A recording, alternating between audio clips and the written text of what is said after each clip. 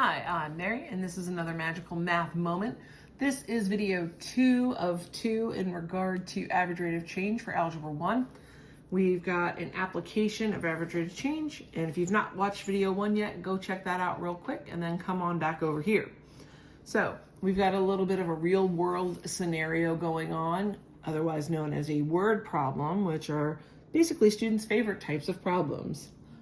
Completely kidding about that. I know you guys don't like these, but these ones aren't that bad as long as you kind of chunk it and go slowly. So let's get to it. You have $200 and plan to save $20 per month for 5 months. Your sister has a savings account that will pay interest at a rate of 4% per month. Sign me up for that. She has $150 to start her account. We need to figure out which situation has a faster average rate of change from 0 to 5 months and whose situation is better in the long term. Okay, so let's see what's going on here. So I'm going to make a table to represent your situation. So we have our XY table. Initially, we are starting with $200. We've got to figure out what's going on for the first 5 months if we're saving $20 per month. So really all we're doing is adding 20 each month. So this will bring us to 220.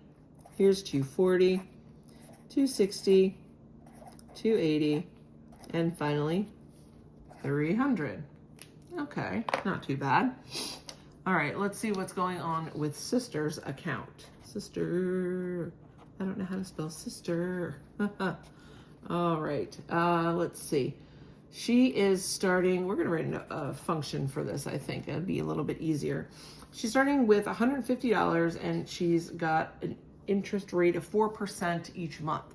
Now, whenever they're talking about any kind of rate, percent like that, they're talking about an exponential function.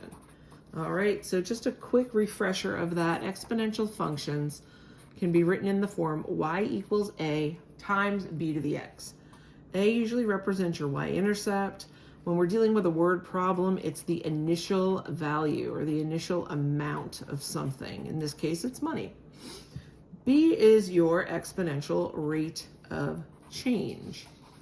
So to find that B value, you are going to take 1 and add the rate as a decimal. And that will be your B value for your function. Okay, that's not too bad. So initially she's got $150.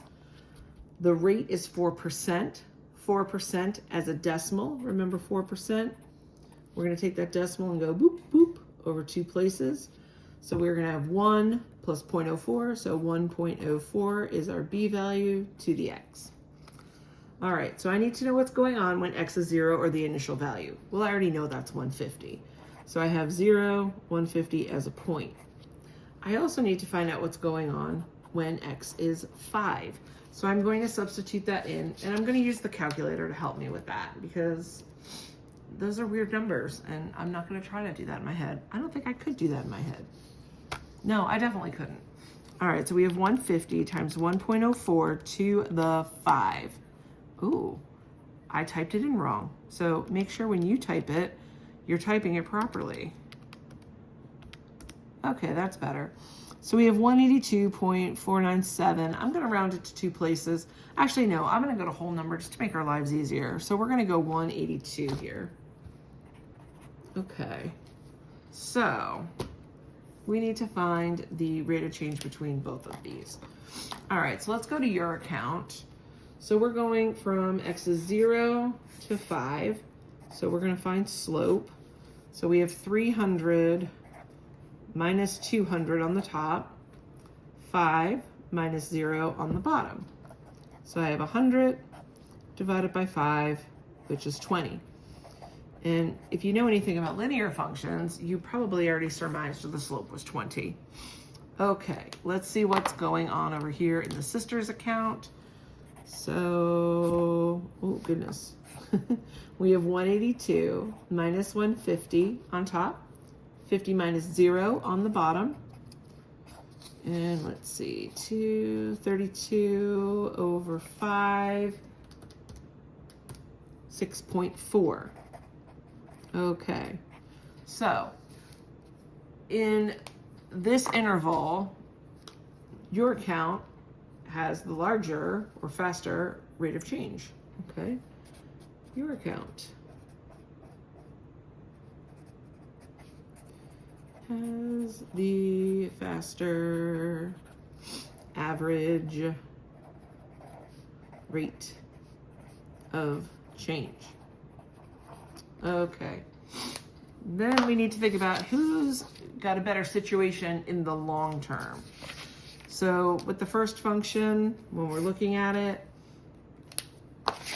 that is, oh my goodness, I'm making a mess here. That's a linear function. So it's going to do something like that. Your sister situation is exponential. So while it's going to be growing more slowly at first, at some point it's going to pick up speed and it's going to surpass it. So in the long term, depending on whatever this value is where they intersect, if you've got more time, she's going to be making more of a return than you will. So if you ever have a chance to do any kind of investing and you have an option between a set amount each time being added to your account or a percentage, it's usually in your best interest to go with the percentage. And you'll learn a lot more about that in Algebra 2 when you start talking about compounded interest. I hope this video has been helpful for you. Please feel free to tag a friend, share with a classmate, like and subscribe for more math content. Thanks for watching, and I'll see you next time. Bye.